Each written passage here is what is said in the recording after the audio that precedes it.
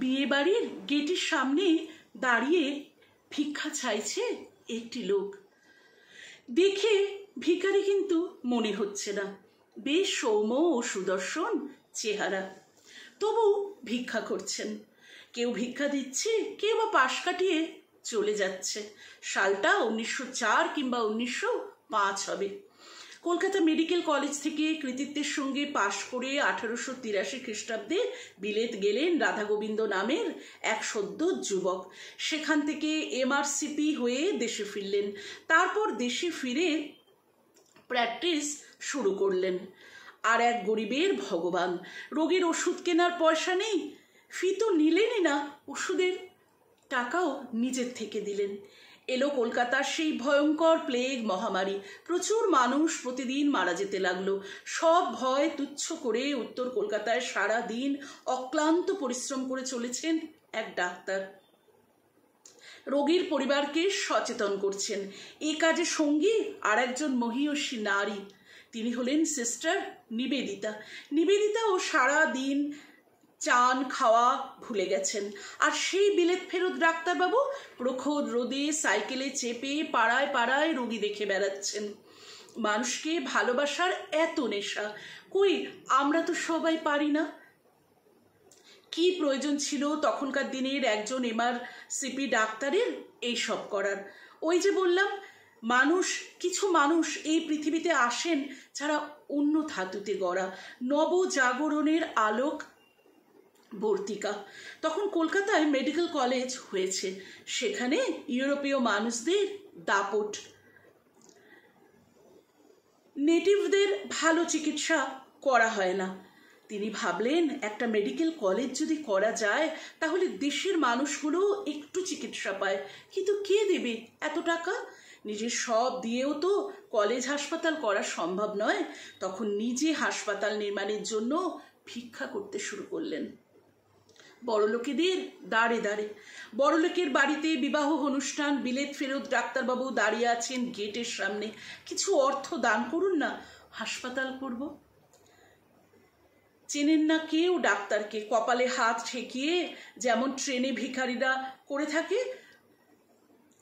সেই রকম সবাই বলতে থাকে যে যত সব 420 দল হাসপাতাল করবে। হয়তো এসব বলতে বলতে বিয়ে বাড়ির ভেতর কেউ কেউ চলে যাচ্ছে। আবার কেউ চিনতে পেরে, ডাক্তারবাবু আপনি, এই বলে নমস্কার করে পকেট থেকে টাকা বের করে দিচ্ছেন। এইভাবে নানাভাবে তিনি হাসপাতালের জন্য টাকা তুলতে লাগলেন। অবশেষে একদিন স্বপ্নও সফল হলো। বেলগাছিয়ার ভারতবর্ষের প্রথম বেসরকারি আলবার্ট ভিক্টর কলেজ ও হাসপাতাল প্রতিষ্ঠা করলেন। সে এক বিস্ময়। শুরু হলো পথ চলা। এরপর কলেজের ছাত্রদের জন্য বাংলা ভাষায় চিকিৎসা শাস্ত্রের বই লিখলেন, কারণ তিনি অনুভব করেছিলেন দেশীয় ভাষায় চিকিৎসা শাস্ত্র অধ্যয়ন ও অধ্যাপনা শুরু করতে পারলে চিকিৎসা বিজ্ঞানে এক নতুন দিগন্ত খুলে যাবে।